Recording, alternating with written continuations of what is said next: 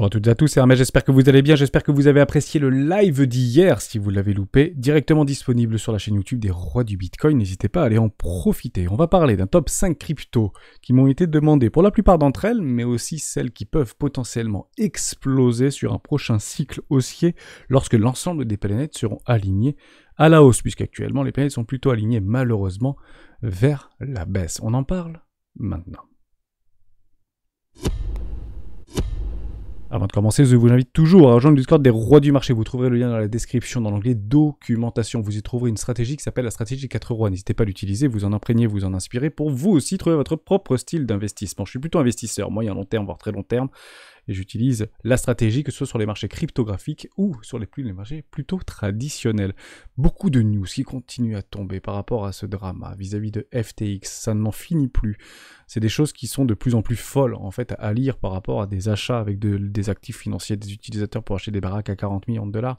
Pas de comptable, visiblement, ou un comptable ou un cabinet comptable bahamassien qui était en réalité uniquement sur un jeu social dans le métaverse. Enfin, il y a des choses complètement folles qui commencent à avoir tourné. Alors, est-ce que c'est vrai, est-ce que c'est pas vrai?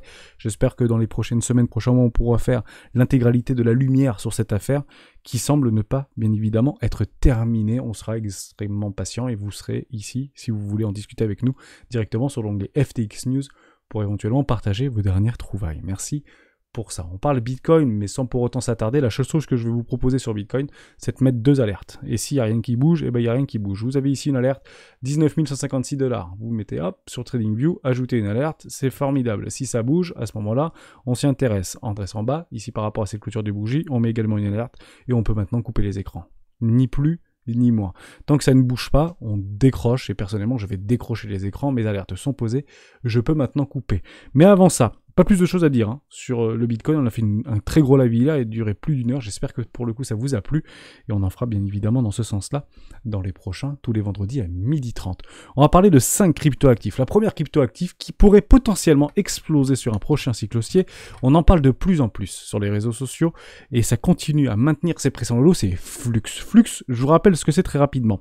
Vous vous rappelez de Zcash. Zcash qui est un hard fork si vous voulez de Bitcoin.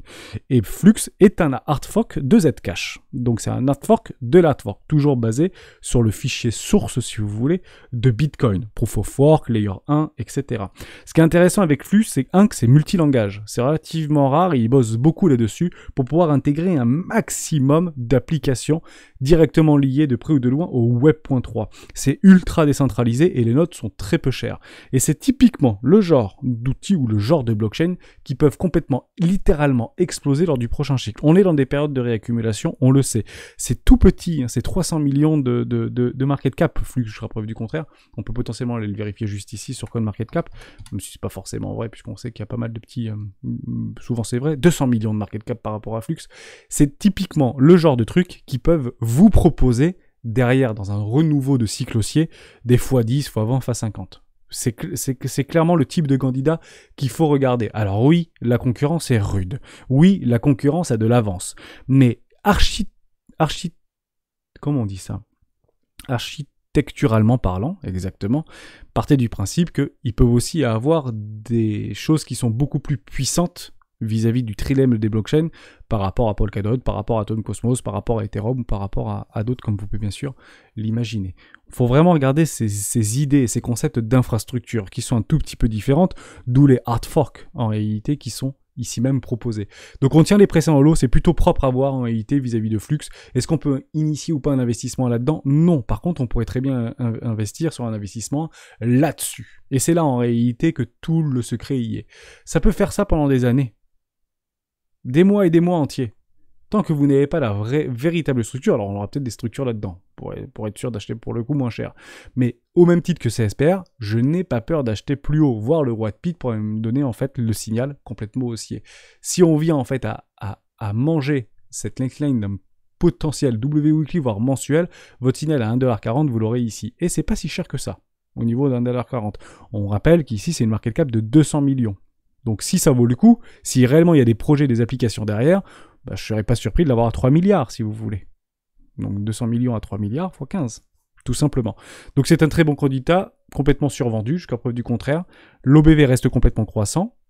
On le voit très très bien ici en daily, il y a des volumes avec des structures sur le volume, on est complètement survendu, il y a potentiellement des espèces de divergences qui peuvent se mettre en place en daily comme en weekly, etc. Pour l'instant, je ne bouge strictement pas, je holderai pas ma perte, mais sur de l'investissement 1, comme des investissements 2, 3, 4, etc., ou mode dollar cost average, mais c'est pas ma stratégie, à ce moment-là, je serai extrêmement patient. Et il n'y a rien d'autre à faire que d'attendre des réelles structures de confirmation. Acheter la force, non pas le sang finalement. Parce que en fait, le risque, c'est toujours d'acheter moins cher. Et de devoir finalement ajouter à nos pertes.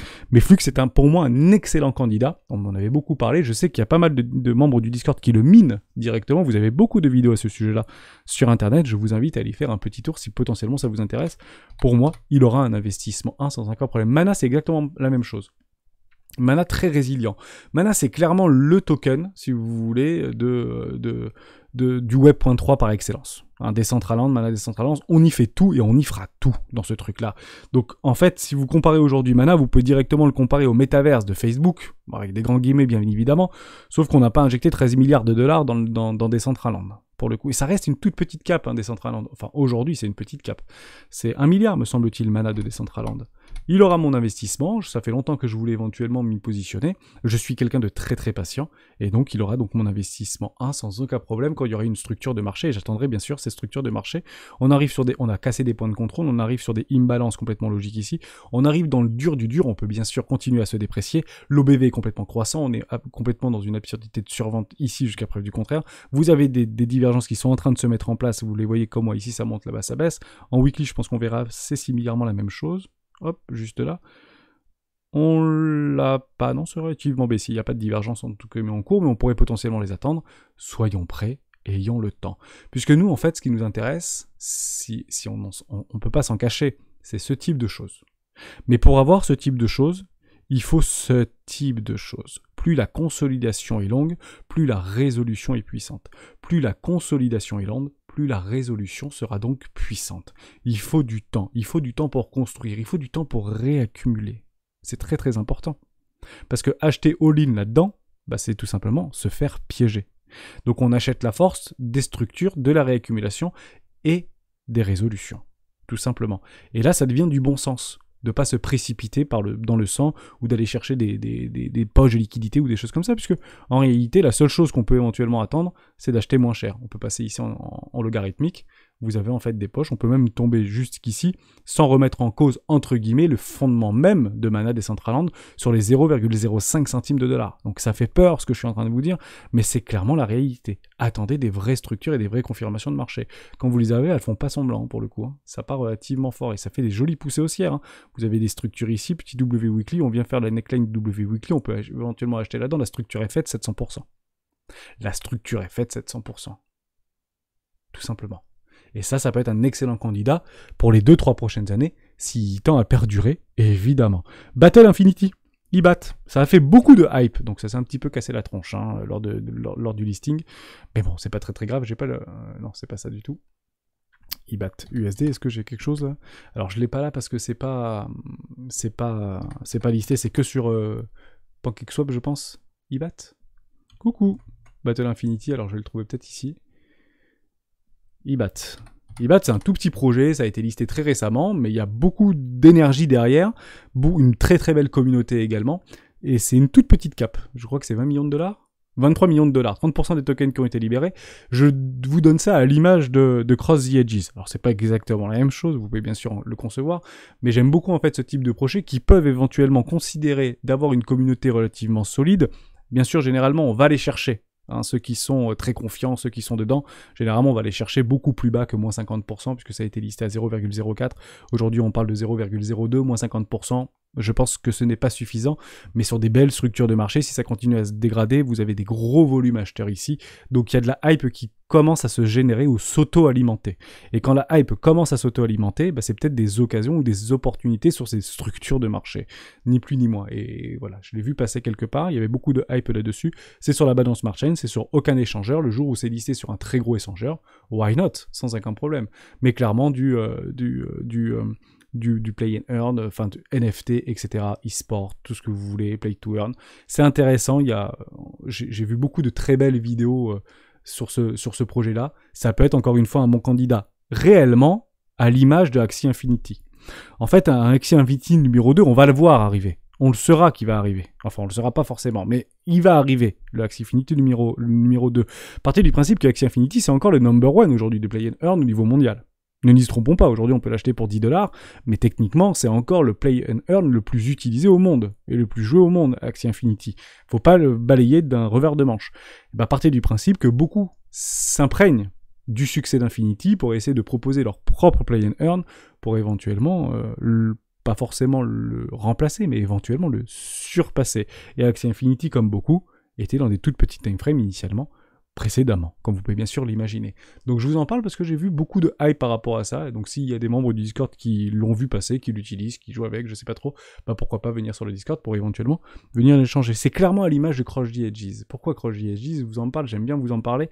Ça a levé 12 millions, ils veulent pas encore lister leur token, ils attendent en fait la hype et les retournements de marché. Il est malin, notre ami de Axie Infinity. Asher en parle beaucoup de, pas Axie Infinity, de Crush the Edges. Je trouve ça plutôt intéressant au niveau de l'approche, puisqu'ils ont de la thune, ils continuent à se développer. Partez du principe que tous les projets aujourd'hui qui sont listés sur nos échangeurs préférés, ils sont actuellement en train de bosser derrière. Donc la valeur, en tout cas l'innovation, la conceptualisation même de leur projet tend à s'intensifier, alors que le prix du token tend à se déprécier dans des phases en réalité de purge et de bear market. Et ça veut pas dire que ça ne peut pas se relancer. On l'a vu hier dans le live, notamment avec AMD par exemple, ou avec Amazon, ou avec des actions plus traditionnelles.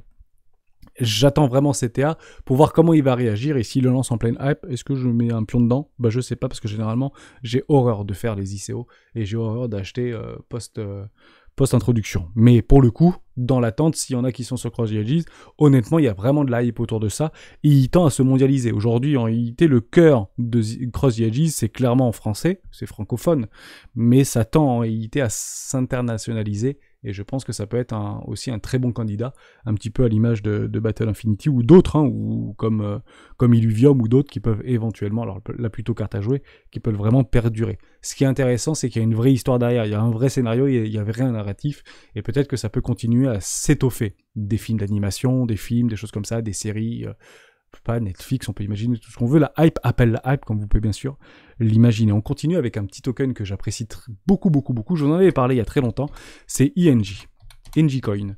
Ça, je pense que vous le connaissez, celui-là. Ça fait très longtemps que je le regarde, j'attends en réalité pour investir dedans, mais j'investis quand? J'aurais pu investir là sur un WWiki, c'était pas mon candidat, j'ai fait d'autres investissements. Bon, le seul risque d'un WWiki qui ne veut pas dire initialement et systématiquement que ça va partir to the moon. Je vous rappelle que les objectifs d'un WWiki, c'est au moins un ratio minimum d'institutionnel de 1 pour 1. Est-ce qu'on a une autre ratio de 1 pour 1? J'en doute pour le coup. Il n'y a même pas eu le ratio de 1 pour 1, on va le regarder ensemble. Ici, on va chercher juste la précédente lot, et on va chercher ici un tout petit peu plus haut, et on va prendre un ratio de 1 pour 1. Eh bien non, on était relativement loin, parce que ici j'ai ma neckline de mon WWiki, elle est juste là, je l'ai bien prise. On est loin d'être venu chercher un ratio de 1 pour 1, donc échoué. D'ailleurs on va chercher beaucoup plus bas. Le narratif, enfin le fondamental, qui est catastrophique, cataclysmique, on peut le dire comme ça, rattrape malheureusement la technique. On attendra potentiellement pour un investissement. Un investissement n'est pas complètement délirant. On arrive sur les bas-fonds du désespoir. Si vous vous mettez en logarithme, en logarithmique, on y est sur les bas-fonds du désespoir. Vous êtes là sur des poches de liquidité complètement logiques, sur des imbalances. Après, derrière, on va toucher le dur. Et il n'y a aucune raison, si ce token, entre guillemets, est viable, qu'on continue à le vendre. Ceux qui voulaient vendre ont vendu, l'OBV reste croissant. Il y a très peu de volume, absurdité de survente depuis maintenant plusieurs mois, voire trimestres, par rapport à ING. J'attends la moindre structure et je mettrai mon pion dedans, bien évidemment, toujours dans ce relais, 300 millions de market cap, Web.3, etc., etc., etc. Honnêtement, je pense que c'est clairement un super candidat pour demain. Je vais regarder s'il y a un tout petit peu plus d'historique par rapport à ING. NGCoin. Mais je sais qu'il y en a pas mal, 300 millions de market cap, 100% dilué, il n'y a aucun problème avec ça. Voilà, plus les consolidations, plus les accumulations sont longues, plus les résolutions sont fortes, on peut éventuellement attendre que ça continue un petit peu à se dégrader, mais les gros sont pas du tout encore inquiétés, ou légèrement inquiétés, on peut éventuellement parler comme ça, partir du principe que si l'OBV reste croissant, ce token tend à perdurer, bien évidemment. J'aime beaucoup ce token-là, sans aucun problème. Il y a des très gros derrière, Microsoft, Square Enix, MyMeta, enfin Binance, etc. Il n'y a aucun problème avec ça. Je pense que c'est clairement des bons candidats qui feront la réussite de Web.3 de demain, sans aucun doute. En tout cas, c'est mon avis par rapport aux recherches fondamentales, et je sais que vous êtes beaucoup et très nombreux à avoir fait ces recherches fondamentales. On finit juste sur un dernier, on me l'a demandé, notamment dans le live, c'est VV, Ecomi. Ecomi, on ne l'aura peut-être pas là, ceci étant dit ici, je l'ai. Attendez que j'ai un petit peu de visibilité. Bon, j'ai pas de visibilité là-dessus. Bon, c'est pas très très grave. C'est VV, Comi, etc. Ah, peut-être que je l'ai là. On va regarder. Ah oui, mais je l'avais là. Je l'avais déjà noté. Ah, ok, super. Donc, on arrive dans le dur du dur. Vous voyez ici, on peut se remettre en je suis en logarithmique. Donc, on se remet en logarithmique si vous le souhaitez. On est dans le méga dur ici. En fait, il n'y a aucune raison, si ce truc est viable, qu'on continue à descendre. On peut être potentiellement sur des bottoms de marché, notamment sur Ecomi. Donc, ça a beaucoup perdu de sa valorisation. On a quand même pas mal perdu, malgré qu'il y avait avec une belle intention de continuer, moins 70% à peu près, donc moins 80%, c'est moins que d'autres, on peut partir de ce constat-là, il est arrivé en plein bear market, malheureusement pour Ecomi VV, mais derrière, c'est pas le jeton qu'on va jouer, c'est les licences qu'ils ont derrière, et honnêtement, ça m'intéresse très fortement, je vous le dis franchement, ça m'intéresse très fortement, Ecomi, et je potentiellement que j'aurai d'un gros investissement là-dedans, Ecomi. Pourquoi? Parce que derrière c'est Star Wars, derrière c'est Marvel, derrière c'est Spider-Man, derrière c'est tout ce que vous voulez par rapport aux NFT. Alors malheureusement on peut pas trop jeter la pierre, on est parti du principe que le marché entier des NFT a perdu 90% de sa valorisation, alors que Ecomi depuis son listing on a perdu que 70%. Donc pour le coup relativement résilient. Donc je trouve ça super, j'espère qu'ils vont aller dans le bon sens, je sais que ça continue à bosser très fort, ils ont acté des partenariats extrêmement forts, ce qu'ils ont acté bien évidemment qu'ils peuvent le perdre, je ne dis pas du tout le contraire, si jamais il y a de meilleurs candidats derrière, mais c'était clairement pas mince à faire de faire entrer du Marvel, de faire entrer du Spider-Man, de faire entrer du Star Wars là-dedans, soyez-en complètement convaincus. Aujourd'hui les gens qui achètent ça ne sont plus là. Les gens qui sont potentiellement friands de ce type de choses ne sont pas là. Ils viendront con, ces gens-là. Ils viendront con, Bitcoin sera à 150 000 $, quand VV aura pété les plafonds, et quand on en parlera vraiment à la télé. Actuellement, les médias ne parlent pas de Bitcoin en bien à la télévision. C'est souvent le contraire. Alors généralement, quand ça va mal, on n'en parle pas. Alors là, c'est différent, parce qu'il y a des cataclysmes planétaires qui sont en train de se passer sur la planète crypto. Donc on en parle à la télévision. Partez du principe que les gens qui doivent nous acheter nos tokens plus chers, ils vont pas venir d'aussitôt. Prenez le temps. Je sais qu'on peut entendre sur beaucoup de mes confrères influenceurs qu'on peut repartir sur des pullbacks violents pour aller chercher du bear, etc. Ouais, mais le bear, ils ont tout le temps, ils ont tout le loisir d'avoir pris des profits ici, sans problème en fait. Les bears qui étaient là depuis très longtemps, ça fait longtemps qu'ils possiblement ont pris des profits. D'accord? Donc partez du principe qu'il faudra maintenant du temps digérer toutes ces informations qui continuent à s'empiler jour après jour, heure après heure, semaine après semaine, et qui continueront à s'empiler. Faites vos recherches de vos côtés. On en a d'ailleurs pas mal parlé hier dans le live, j'espère que ça vous a plu de ce côté-là. J'ai pas plus de choses à dire, juste la moralité de cette vidéo qui potentiellement peut être capitale pour vous. C'est que maintenant qu'on a le temps, en tant qu'investisseur, alors pas forcément trader, jouez vos setups, mais prenons le temps d'aller fouiller un petit peu de ce qui se faisait précédemment, avec un tout petit peu d'historique, Ecomi, etc. Est-ce qu'il continue à bosser derrière? Est-ce que c'est résilient? Est-ce que la communauté continue à communiquer? Est-ce qu'il y a des choses qui sont en train de se passer, puisque la valeur d'un actif financier, quel qu'il soit, ou cryptoactif, se fait par rapport à l'innovation qui est directement injectée. Partez du principe qu'aujourd'hui, sur un prix donné, qui est fortement déprécié, on peut partir du principe qu'aujourd'hui, Bitcoin, Ethereum et beaucoup de crypto-monnaies sont sous-évaluées. C'est un fait, on peut le prétendre comme ça, bien qu'on peut aussi l'imaginer que ça peut partir à zéro. Mais si on part du principe qu'aujourd'hui, le prix ne représente pas la réelle valeur d'un token, essayons d'aller chercher les meilleurs candidats, et c'est dans les datas techniques qu'on peut éventuellement le trouver. J'utilise l'OBV, j'utilise les volumes, j'utilise tout plein de choses, vous pouvez aussi utiliser bien d'autres indicateurs techniques, mais je pense que c'est le meilleur moment en attendant patiemment des structures au risque de pouvoir acheter plus bas, bien évidemment. Soyez patients, j'ai pas plus de choses à dire, c'est l'occasion peut-être un petit peu de se décrocher des écrans, de profiter de nos familles et de nos amis. Il y a la Coupe du Monde qui va commencer, et dans ce fait, je fais juste une toute petite bifurcation par rapport à une invitation que je vous fais. On est plus de 177, Jonathan, tu es le 177e, à rejoindre mon petit prono. Je vous ai proposé ça directement dans le Discord, dans l'onglet annonce, juste ici. Vous aurez pour le premier une clé Ledger, enfin $250 en USDC, c'est moi qui vous les envoie, je commande des clés Ledger, je vous les envoie d'un OS du deuxième et du troisième, quatrième, cinquième clé Ledger en AS+, et si ça dit $50 en USDT, directement sur le spot. Donc ça peut être super sympa si vous connaissez pas mon petit prono, vous faites juste des pronostics, c'est complètement gratuit, hein, c'est juste pour passer un petit peu de bon temps, si vous le souhaitez, et pour pouvoir un petit peu échanger et se changer les idées, tout simplement. Donc investisseurs, vous êtes bien sûr, et communauté des rois, vous êtes les bienvenus. Sur les petits pronos, on peut éventuellement bien rigoler. Je l'ai souvent fait dans des startups et on a toujours passé de très très bons moments. En parallèle, je vous en reparle, au niveau de Bybit qui fait exactement la même chose. J'apprécie beaucoup Bybit d'ailleurs, je suis très très heureux qu'ils aient partagé des bonnes réserves. Alors oui, on peut dire tout et son contraire par rapport à des réserves. J'ai beaucoup aimé le discours de crypto.com. Mais oui, mais si on a 25% de Shiba, bah, c'est parce que les gens achètent du Shiba sur notre plateforme.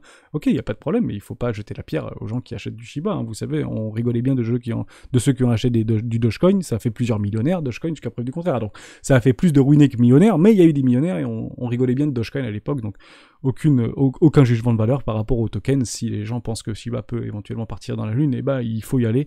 Et bien sûr, sans se surexposer. Bybit propose exactement la même chose. Un petit jeu un petit peu dans la même idée avec des votes, etc., des pronostics que vous pouvez faire. Donc, il y a des petites choses à faire. Il faut trader sur les contrats futurs, au moins 30 000 $ pour éventuellement avoir des points ou avoir des bonus. Vous pouvez en fait vous partager 500 000 $ avec des NFT, etc. Si vous y êtes, si vous êtes sur Bybit, je sais qu'on est très nombreux sur Bybit. Si vous êtes un peu sur les contrats futurs, bah profitez-en. Pour le coup, autant le lancer, ça vous coûtera strictement rien et vous pouvez peut-être gagner 3 petites choses. Donc, je trouve ça sympa que tout le monde se met tout autour de la planète pour éventuellement célébrer ce mondial de foot 2022 au Qatar. Qu'on veuille ou qu'on veuille pas, qu'on soit d'accord ou pas d'accord par rapport à tout ce qui s'est passé, tous les FUD, etc. Bien évidemment, qui sont pas forcément des FUD pour le coup. Malheureusement, laissons la place au sport, essayons de passer des bons moments parce que c'est clairement des moments d'union et de rassemblement souverain par rapport à ces événements-là. C'est une fois tous les 4 ans.